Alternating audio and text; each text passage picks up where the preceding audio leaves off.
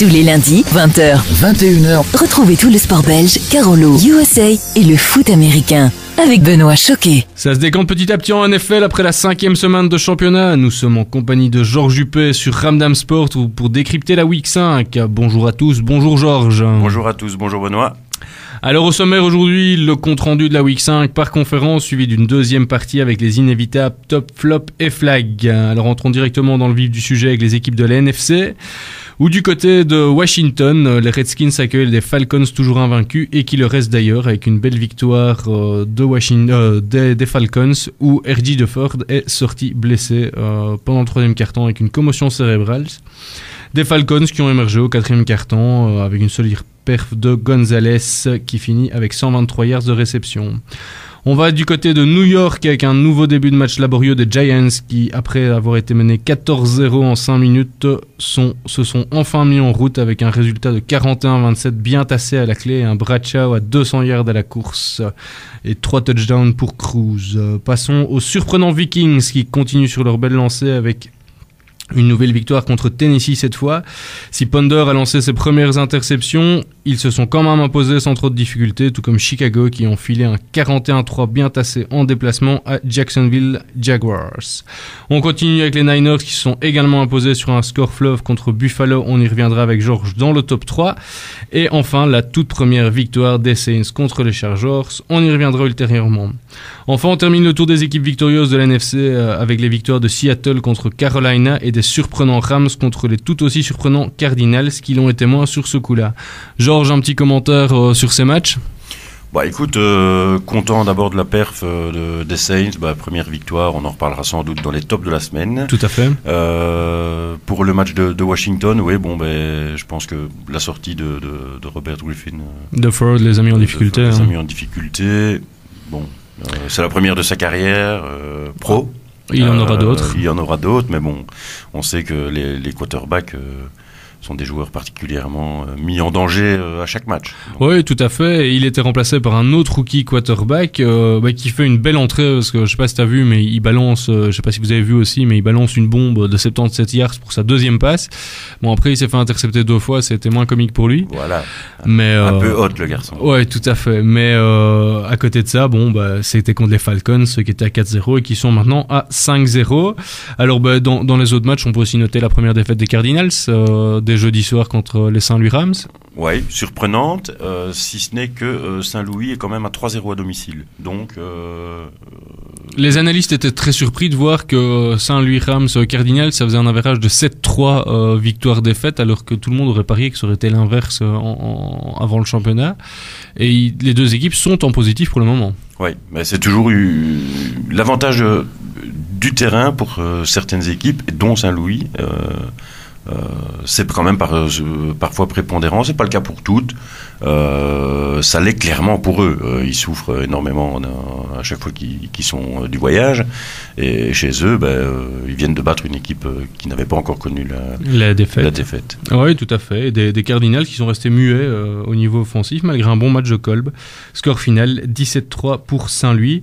Alors à noter aussi dans les équipes qui tournent bien, les nouvelles victoires de Chicago, des Niners, des Vikings qui continuent à nous surprendre vu qu'ils sont dans les équipes phares et en tête de la NFL pour le moment. Oui, et à l'inverse, c'est quasiment déjà cuit pour une seule équipe qui est à 0-5, c'est-à-dire Cleveland. Oui. Bon, on le savait en commençant le championnat qui ne serait pas en play-off quasi. D'accord, mais après passer autant d'années à toujours reconstruire et finalement ne rien donner, on est très très loin. Il faut savoir, c'est un peu l'Union Saint-Gilloise de la NFL, c'est-à-dire que c'est une équipe mythique de la NFL et à la création de la ligue qui trustait quand même les finales et les victoires, qui a révélé de très très grands joueurs à travers l'histoire, et puis là ça fait 25 ans que c'est la galère. Si je me trompe, ils n'ont pas révélé, c'est pas Jim Brown qui est passé par là et qui a fait une belle carrière au cinéma d'ailleurs. On en parlait dans un Ramdam Sport précédent, dans le Flag avec l'Enfer du Dimanche, où il joue un rôle de coach. Il y a aussi un film où on parle d'un autre joueur running back qui avait gagné l'Iceman Trophy. The Express, et où on parle tout autant dans le film finalement de Jim Brown, qui est une vraie figure mythique, effectivement. Enfin, tout ça pour dire que pour Cleveland, c'est déjà terminé. Tout à fait, tout comme les Saints aussi, qui a un 4, on les voit mal revenir, je pense. Ouais, bon, faut se méfier. Faudra voir, rien n'est fini. Alors on se retrouve dans un petit instant pour continuer le compte rendu des équipes de l'AFC cette fois. À tout de suite, Georges. À tout de suite. Ramdam Sport, Benoît Choquet. Ramdam Sport, Benoît Choquet. De retour sur Ramdam Sport avec Georges Juppé pour la suite des comptes rendus de la Week 5 avec cette fois les équipes victorieuses de l'AFC. Alors on commence directement avec l'affiche du week-end et le match entre les Patriots et les Broncos. On vous en parlait dans United Sports of America la semaine passée. C'est un peu retour vers le futur avec le duel des années 2000.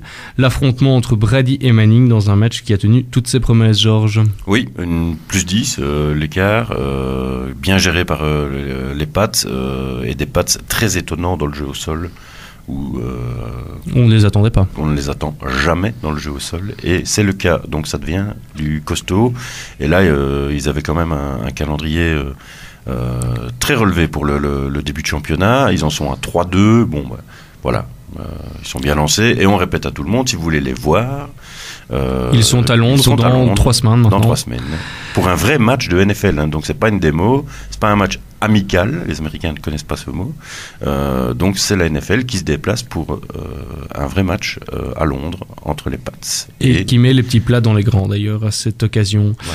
Alors on y reviendra sur ce match-là dans les top flops. Alors on poursuit avec les surprises de la 5e semaine et la victoire des Dolphins à Cincinnati avec un nouveau très bon match sans erreur de Ryan Tannehill qui pourrait être le rookie surpris cette année parce que moi je pense qu'il peut prendre la place de Dalton. Dalton avait été surprenant pour sa première saison et Tannehill est en train de montrer de très belles choses depuis quelques semaines. Oui, ces stats parlent pour lui et tant mieux pour les Miami Dolphins qui reste une équipe sympathique de la NFL. Et donc, score final, 17 pour Miami, 13 pour Cincinnati. Au niveau surprise, on continue, mais on y reviendra spécifiquement dans le top 3 avec la victoire des Indiana Colts sur les Green Bay Packers. C'est une victoire 30-27 pour les Colts. On continue avec la victoire pitoyable des Ravens contre les Chiefs. Si les Ravens n'étaient pas un candidat potentiel, on ne vous citerait même pas ce score digne de foot en selle, vu que ça se termine sur 9-3 avec pas un seul touchdown au menu. Et enfin, on termine par le derby de l'État de Pennsylvanie avec le déplacement de Philly à Pittsburgh dans un match très défensif, très tendu, dominé offensivement par les Eagles.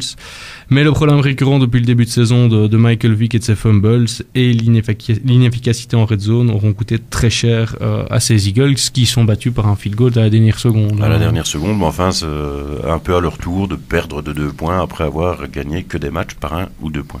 Oui, tout ça c'est certain. Michael Vick un gros problème depuis ce début de saison, c'est ses fumbles et ses turnovers. Je crois qu'il culmine depuis le début de championnat et ça leur coûte très cher au final. Hein. Ouais, il nous l'a fait un peu au Cristiano Ronaldo du début de carrière, c'est-à-dire je fais 10 dribbles, mais je me dribble surtout moi-même. Je joue surtout pour moi. Donc voilà, c'est là pour le moment, les Eagles qui en sont quand même à 3-2, mais qui ne parviennent pas à afficher de vraies grosses performances, parce qu'il n'y a pas d'équilibre dans l'équipe. Alors on vous fait un petit récap pour le moment au niveau des équipes et du classement. Donc pour le moment il y a une équipe à 5-0 qui est les Atlanta Falcons en attendant les Houston Texans qui jouent bientôt. Dans les équipes à 4-1 on retrouve les Minnesota Vikings, les Chicago Bears, les Arizona Cardinals et les San Francisco 49ers et c'est tout. Il n'y a pas d'autres équipes à 4-1. Si, les Baltimore Ravens.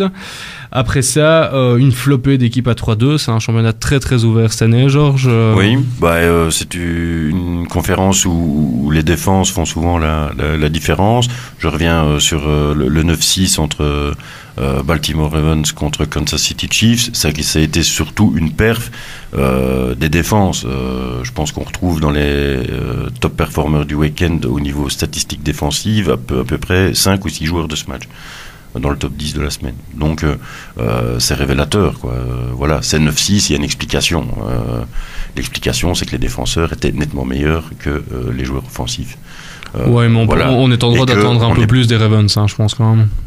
Ouais, mais enfin, c'est quand même, ça reste pour moi, mais vraiment, sans doute, l'équipe à suivre cette année. Alors ne soyez pas surpris si vous n'entendez pas toutes les équipes, parce qu'en NFL, à partir de la semaine 3, certaines équipes sont bye et ne jouent pas du week-end. Alors on se retrouve de nouveau après un petit break pour commencer et entamer avec Georges les top 3 individuels, top 3 par équipe, flop 3 et le flag. À tout de suite.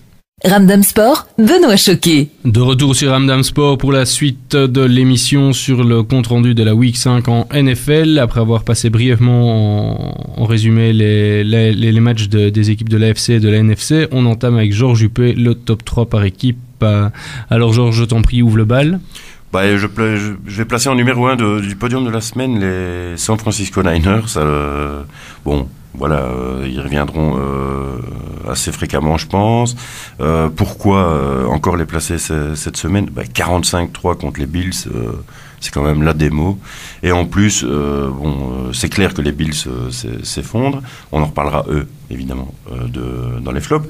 Mais quand, en plus d'avoir une défense d'avoir un jeu complet, Smith s'y met aussi avec un rating de 156 sur ce match, c'est Byzance. Ouais, voilà. Il est passé d'ailleurs numéro 1 au rating des quarterbacks en NFL.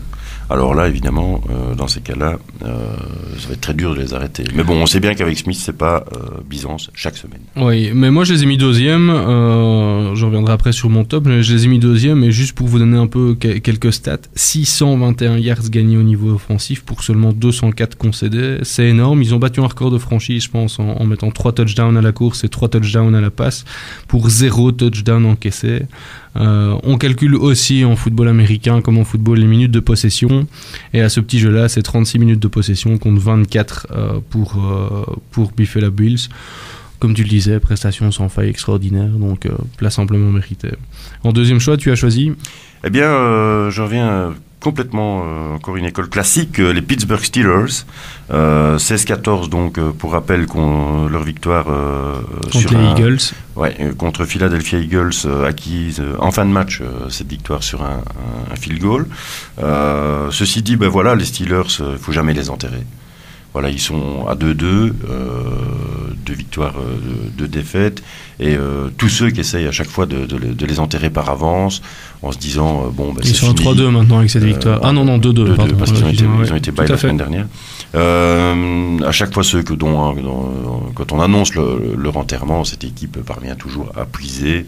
Et là, c'était pas n'importe quel test, même si c'est une équipe assez particulière. On en reparlera plus tard aussi. Mais il faut quand même la battre, cette équipe qui est-elle à 3-2, Philadelphia. Ouais. Donc voilà, Pittsburgh. Et en troisième choix, Georges ? Et en 3, les Saints, parce que ça m'a fait plaisir. Leur première victoire de la saison, après 4 défaites, 31-24. Et en plus, c'était devant des millions de téléspectateurs, puisque c'était le match du Sunday Night Football sur les chaînes américaines. Et donc, un super Drew Brees. Bon, lui, il est bon depuis le début. Oui. Tiens quand même à signaler que s'il tient, donc Drew Brees, c'est le quarterback, le lanceur des Saints.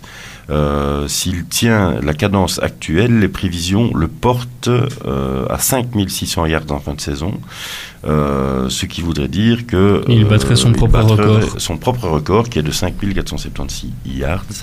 Alors pour vous imaginer ce que c'est, il faut carburer chaque semaine à plus de 320 yards lancés en moyenne. Voilà. C'est un peu plus de 3 fois un terrain de football sur un match. Oui, en sachant qu'il est l'un en taille des plus petits quarterbacks. C'est un peu le Lionel Messi de service. Oui, mais on peut plus dire qu'il joue au Standard vu que le Standard a gagné ce week-end. Alors, je vais enchaîner avec mon top 3 par équipe. Moi, en premier lieu, j'ai pris les Indianapolis Colts. Pourquoi ? Parce que une belle victoire contre les Packers, et avec ce qui leur est arrivé la semaine passée, où leur coach Pagano s'est fait diagnostiquer une leucémie. Je pense qu'ils pouvaient pas faire un plus beau cadeau et un peu plus bel encouragement à leur coach. Alors en plus, c'est une belle victoire parce qu'ils ont vraiment été la chercher avec les tripes. C'est la première victoire significative pour Andrew Luck, qui est le quarterback rookie drafté en position numéro 1 de la draft. Ouais, tu sais qu'en question de statistiques, on parlait à l'instant de Drew Brees, des Saints et des perspectives, à savoir si ces joueurs gardent, conservent le même rythme. La perspective finale pour Luck serait de 4832 yards. Alors ça représente peut-être pas grand-chose, sauf que ça fait 10 yards de plus que Peyton Manning. Pour sa première saison rookie ? C'est-à-dire que les perspectives pour Peyton Manning actuel le mèneraient à 4822. Ok. Donc si on compare les perspectives des deux quarterbacks. Voilà, si on compare. Donc finalement, Luck est-il le successeur de Peyton Manning ? On a un premier semblant de réponse après 5 semaines. Tout à fait. Alors, en deuxième position, moi j'ai mis les Niners, difficile de pas les mettre dans le top 3, on en a déjà parlé. Et en troisième position, on en parlait dans la première partie de l'émission, j'ai mis les New England Patriots, parce que Belichick est un coach de génie. Il avait un peu révolutionné la NFL avec ses deux tight ends, ses deux grands tight ends au niveau offensif qui étaient tous les deux de qualité avec Hernandez et Gronkowski. Pour ceux qui l'ignoraient, juste un instant Benoît, une incise, un tight end c'est un receveur rapproché, on va dire, c'est-à-dire pas celui qui va s'éloigner et aller dans la défense profonde en train d'attendre une passe de 70 yards, mais celui qui va plutôt aider dans le jeu en passe courte, c'est un peu ça. Exactement, d'ailleurs ils ont des qualités physiques complètement différentes, ils sont en général plus grands que les receveurs. Oui, il s'agit aussi souvent d'universitaires qui jouent à la fois au basket et au football américain. Exactement, et dans les jeux à course, ils ont un rôle de bloqueur aussi, donc ce sont des gens plus grands, plus massifs. Et donc ils ont eu une petite mésaventure aux Patriots où Hernandez s'est blessé, mais ça n'a pas été un souci pour eux. Les running backs ont pris le relais et ils ont aligné 250 yards ce week-end, ce qui est assez exceptionnel du côté des Patriots que les running backs mènent la danse. Avec un Brady moins en vue forcément à la passe, mais toujours aussi affûté avec un minimum d'erreurs. Au niveau statistique, pour donner une idée à ceux qui nous écoutent, les Patriots l'année passée, c'était 32 touchdowns à la passe pour 18 touchdowns à la course. En 2012, ils sont à 8 touchdowns à la passe, mais déjà 10 touchdowns à la course. Donc ils sont partis pour augmenter, faire exploser leur quota de touchdowns à la course, ce qui est assez exceptionnel dans leur jeu traditionnel offensif. Oui, et puis la preuve qu'effectivement ce coach est un coach hors norme, sait s'adapter aux besoins, aux problèmes, enfin tout ce qui peut venir dans la gestion d'une équipe, voilà. Tout à fait. Alors, on se retrouve dans un petit instant pour le top 3 des joueurs. À tout de suite, Georges. À tout de suite. Ramdam Sport, Benoît Choquet. De retour sur Ramdam Sport pour le football américain. On est toujours en compagnie de Georges Juppé. Après avoir attaqué le top 3 des équipes, on passe maintenant au top 3 individuel. Georges, ton choix numéro 1 pour cette semaine? Alors pour cette 5e semaine de championnat NFL, pas de quarterback dans mon top 3 individuel. Ce qui est rare. Très rare. Je commence à la première place, j'ai placé Stevan Ridley.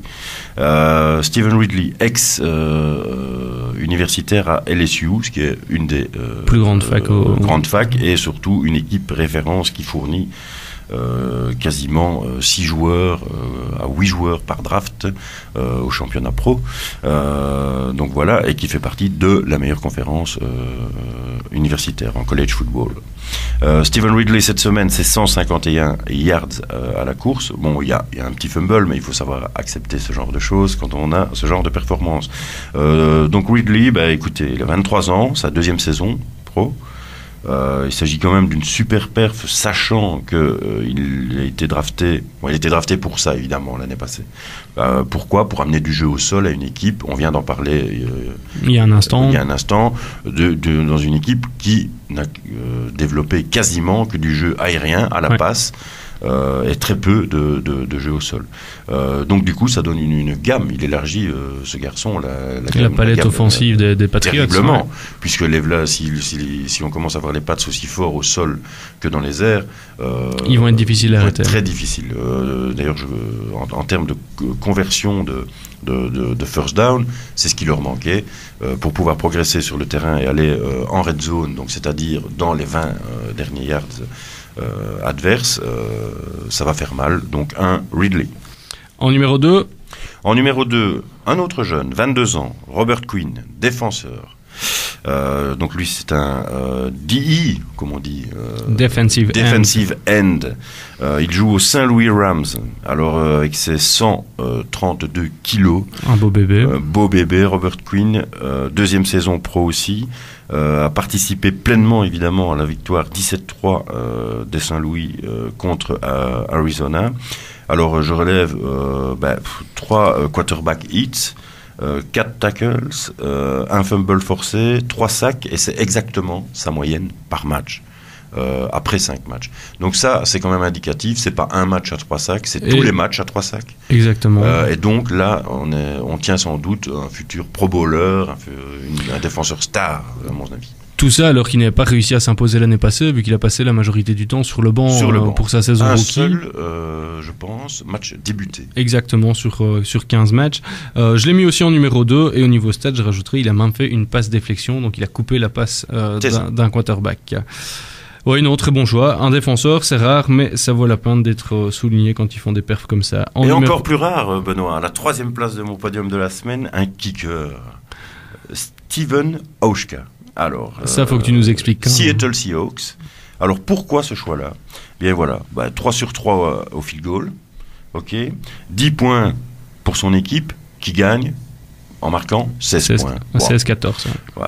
Je suis désolé, quand on prend quasiment à son compte la victoire de son équipe, les field goals, il faut quand même pouvoir les mettre. Ils font souvent la différence en NFL, contrairement à ce que tous les beaux clips montrent, parce que évidemment il ne s'agit pas d'une superbe passe ou d'une superbe course. Ce ne sont pas les plus belles phases, mais ce sont les plus cruciales. Voilà, ça se passe souvent à des moments effectivement clés du match, c'est-à-dire les dernières secondes. Enfin voilà, 10 points sur 16 pour Steven Hauschka sur les Seattle. Le foot américain, ça se joue aussi au pied.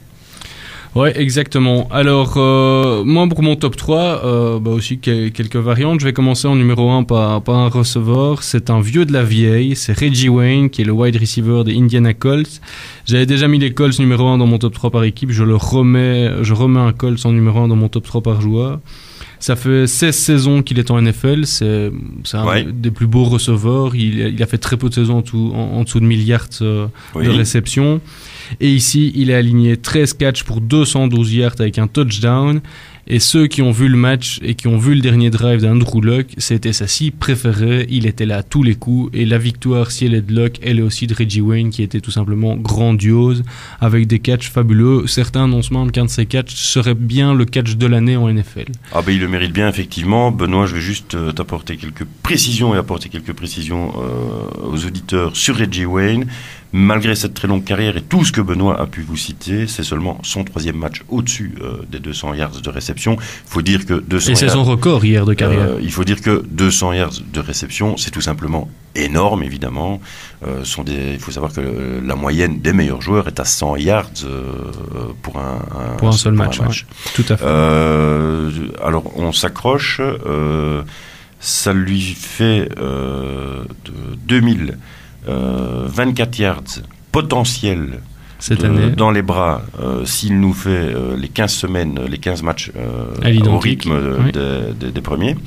Et alors tomberait le vieux record de Jerry Rice, star interplanétaire. Je sens un petit pincement dans ta voix en le lisant. Des San Francisco 49ers, record signé par Rice en 1985. Certains d'entre vous n'étaient pas nés. J'avais 4 ans. Et voilà. Oui, exactement, un grand joueur. En numéro 2, j'ai mis comme toi Robert Quinn, on va pas s'étendre là-dessus. Et en numéro 3, tu les as mis dans ton top 3 par équipe, je l'ai mis dans mon top 3 par joueur. J'ai mis Drew Brees, t'en parlais, le quarterback. Alors, l'année passée, il a battu le record du nombre de yards sur une saison que détenait avant ça Dan Marino des Dolphins de la grande époque. Et cette année... record qui datait de 84, Benoît. Et 5 Brees a emmené quand même dans son sillage l'année passée. 4 autres joueurs. 4 quarterbacks qui sont venus se hisser. Au-dessus de 5 milliards. Dans le top 10 exactement. De yards à la passe sur une saison. Donc c'était une saison exceptionnelle. Au niveau du jeu à passe. Et alors cette année, il a battu le record hier de Johnny Unitas. Alors là, on parle pas de 1980, c'est encore avant ça. C'est les années 60, si je ne me trompe, genre. Oui. Et il a aligné son 48 matchs consécutifs avec un touchdown au moins à la passe. Et en plus, il a offert la première victoire aux Saints. Alors, Pour vous donner une petite idée, c'est un peu comme si on prenait un attaquant qui marquait un goal un goal à chaque match sur 48 matchs d'affilée, quoi. C'est ça. Donc voilà, difficile de ne pas le mettre dans le top 3. On se retrouve dans un instant pour attaquer le flop 3 de la semaine. Ramdam Sport, Benoît Choquet. Tous les lundis, 20h, 21h, retrouvez tout le sport belge, Carolo, USA et le foot américain avec Benoît Choquet. De retour sur Ramdam Sport pour attaquer les flops 3 de la Week 5 en NFL, toujours en compagnie de Georges Huppé. Alors si vous nous avez suivis depuis le début de l'émission, après les brefs comptes rendus, on attaquait les top 3 par équipe et les top 3 par joueur avec des belles prestations et que ce soit individuelle ou collective. On attaque maintenant le flop 3 et la partie critique de la semaine 5. Georges, en premier choix, tu as pointé. Après avoir dit du bien des gens, disons-en du mal. Ça fait toujours du bien aussi. Hein. Ouais, écoute, tu sais que j'apprécie, puis les auditeurs s'y font aussi maintenant, de taper sur ceux qui valent la peine qu'on tape dessus, c'est-à-dire ceux dont on attend beaucoup. Donc je vais placer les Packers. Moi je les reconnais plus, les Packers. Je te coupe un instant, mais ça me fait plaisir après avoir dû descendre les Jets la semaine passée, ça va me faire plaisir que tu descendes les Packers cette semaine. Oui, écoute, à raison. Ils passent 27 points aux Indianapolis Colts. Et finalement, ils se laissent passer à la fin, sont battus donc 27-30. Ça confirme ce qu'on a déjà dit sur cette antenne lors des semaines précédentes. Il manque vraiment d'équilibre dans cette équipe. Il faut savoir que Rodgers, le quarterback, fait quand même, lui, un bon match. 3 passes pour touchdown, c'est quand même de la perf. Le problème, c'est pas Rodgers, il se trouve ailleurs. Rodgers, d'ailleurs, je pense que toutes ses passes sont distillées sur 12 joueurs différents, okay, ce qui est plus qu'une équipe entière, quoi. Donc c'est dire, comme on a cherché la faille sans la trouver, mais il y a surtout que défensivement ça va pas. Donc moi je pense, Benoît, que le Super Bowl gagné il y a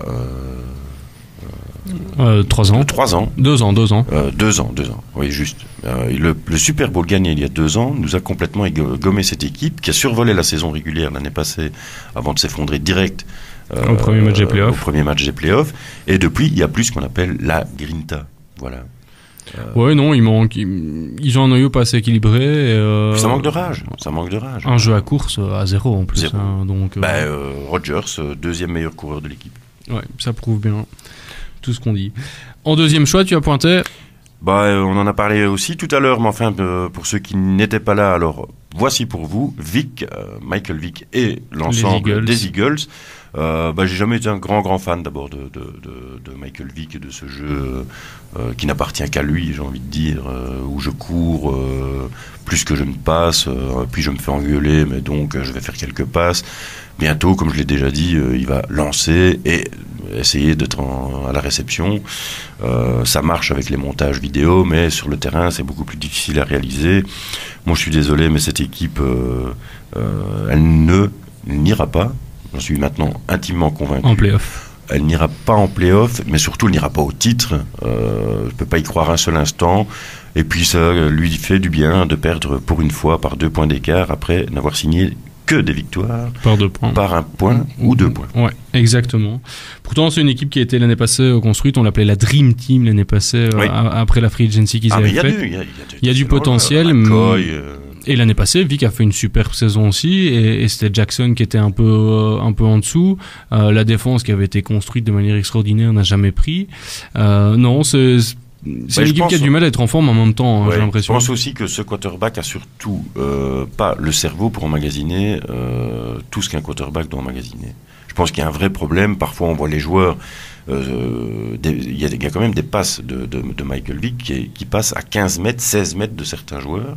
Donc, pas sûr qu'entre la commande de la tactique au moment du rassemblement et puis au moment du déploiement, le message soit bien passé. Est-ce que tu crois qu'il n'a pas tout simplement vieilli ? Je ne sais pas. Il a 33 ans. Donc très particulière. Oui, exactement. Connu d'énormes problèmes, la prison, ainsi de suite, revenu, fait son mea culpa. Va finir pasteur, sans doute, comme tout cela, dans ce pays si particulier.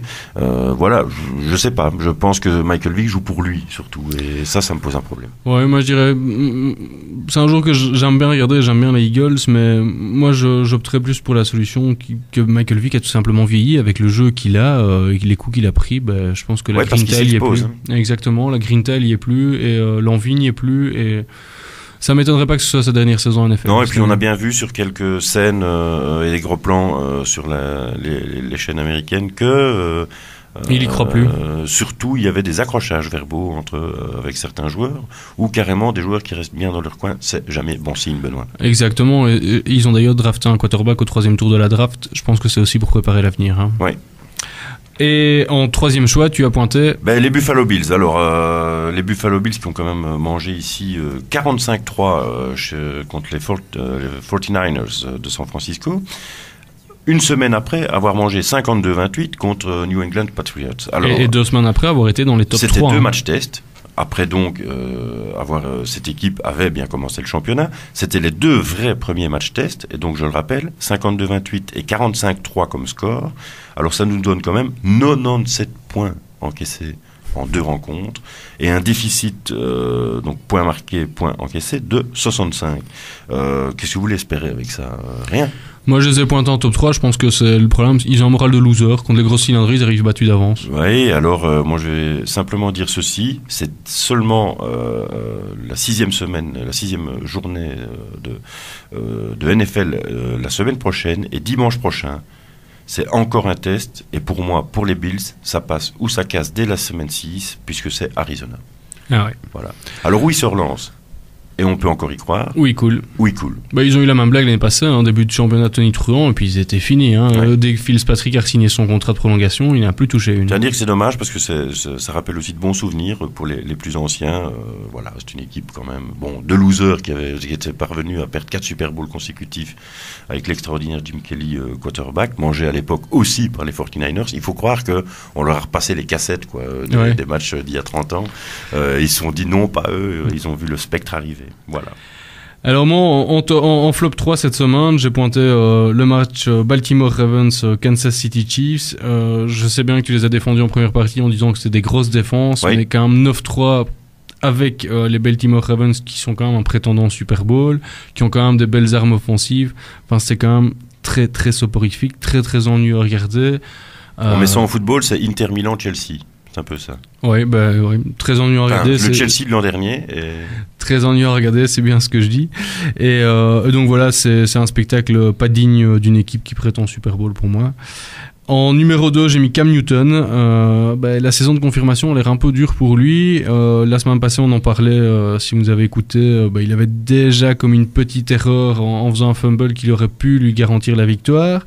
Cette semaine, il est à 10 yards de mettre un touchdown pour son dernier drive et il a fait des choix malheureux. Résultat des courses, au lieu d'être à 4 victoires, 1 défaite, au lieu d'être à 3 victoires, 2 défaites, ils sont à 1 victoire, 4 défaites et je pense qu'ils peuvent déjà faire une croix sur ces playoffs. Avec des stats pareils, c'est évidemment très mal parti, Benoît. Donc Cam Newton en numéro 2 et en numéro 3, j'ai pointé les Bills aussi, pas besoin de revenir là-dessus. Quand on se prend une calotte comme ça, après avoir fait... il y a 2 semaines, ils étaient dans mon top 3 et ici, le flop 3 après avoir pris un 45-3 bien tassé contre les Niners. Alors on se retrouve dans un instant pour la dernière partie et le flag de la semaine. Ramdam Sport, Benoît Choquet. Vous êtes sur Ramdam Musique pour Ramdam Sport en compagnie de Georges Juppé et Benoît Choquet. On va entamer la dernière partie de l'émission avec le flag de la semaine. Et ton flag, Georges, ira... Eh bien, Benoît et chers auditeurs, on va taper un peu sur la tête des running backs, ces joueurs appelés à faire des courses et à bien protéger le ballon, des courses courtes, ces joueurs prêts à rentrer dans un mur tête baissée, à prendre des coups de partout pour gagner 1 yard, 2 yards, 10 yards au mieux. Parfois plus, et c'est l'exploit. Ceci dit, voilà. On leur donne 30 fois le ballon, ou entre 20 à 30 fois le ballon par match, et c'est à celui qui s'en sort le mieux une bonne performance et de gagner un terrain complet au total du match, on va dire, au total donc de petites courses. Et de ces 20 courses ou 25 courses, ils parviennent à gagner 100 yards et à entrer aussi évidemment dans la zone d'en-but pour le touchdown. Pour nos amis auditeurs, je te coupe, pour nos amis auditeurs, un running back normal, un bon running back fait 4 yards par prise de balle. Oui, on est vraiment dans les bons là. Donc on est vraiment dans les bons, donc c'est pour donner un peu une estimation de ce que rapporte une prise de balle. Ils prennent beaucoup de coups évidemment. Ouais. Donc, mais la carrière d'un running back en général à 31-32 ans est finie. Ils ont 8 ans grand max au sommet. Les autres font état d'exception. Oui, je te laisse continuer. Pourquoi taper alors sur ces joueurs courageux Pourquoi évidemment, Pourquoi Bien parce que franchement, on est très très loin avec ce début de saison et c'est reparti en fait comme les 4 ou 5 dernières saisons, mais surtout cette saison, on est très loin de ce que la Ligue a déjà donné en termes de statistiques et de jeux de course qui fait partie intégrante du football américain et qu'on a un peu tendance à abandonner. Tout simplement, les meilleures prévisions, elles valent déjà pour un top 5. Alors il évoluera évidemment, il y a à peine, on clôturera le premier tiers déjà quand même du championnat la semaine prochaine. Oui. Donc ça donne déjà une indication. Ce top 5 qui émerge vraiment est composé de Jamal Charles de Kansas City, de Marshall Lynn de Seattle, de Alfred Morris de Washington, de Stephen Ridley de New England et d'Arian Foster de Houston Texans. Malgré tout, ces joueurs, leur meilleure estimation, ce sera qu'ils vont arriver vraisemblablement, un de ces 5 dépassera les 1500 yards, les autres flirteront avec. Tous les autres joueurs de la Ligue sont en dessous des 1300 yards d'estimation pour les fins de saison. On est très loin du record absolu en la matière sur une saison de course qui est de 2105 yards, signé Eric Dickinson. Eric Dickinson a signé ce record en 1984, sous le maillot des Rams, qui à l'époque jouait dans la ville de Los Angeles. Voilà. Et point de vue touchdown dans la course, les statistiques sont pareilles. La meilleure prévision possible en course, c'est Arian Foster qui pourrait flirter à 16 ou 17 yards. 16 ou 17 touchdowns à l'année.